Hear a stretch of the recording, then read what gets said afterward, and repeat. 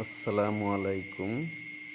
Hello প্রিয় বন্ধুগণ, এবারের শরৎকালের জন্য আমাদের কাজের সিজন শেষ হয়ে গেল।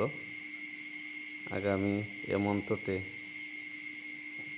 আল্লাহ যদি বাঁচাইয়া রাখেন তাহলে আবার শুরু হবে। তাই আজকের কাজ ছিল একটি পাওয়ার টিলারের 30 পিনিয়ন হঠাৎ করে ভেঙে যাওয়ার কারণে গিয়ার থেমে যায়, গাড়ি অফ হয়ে যায়। রোগ পাওয়া গেল 30 পিনিয়ন ভেঙে গেছে। ওটাকে হাই পিনিয়নও বলা হয়, টপ পিনিয়নও বলা হয়, 30 পিনিয়নও বলা হয়। তাই সাকসেস করে সমাধান করে দিব। আসসালামু আলাইকুম।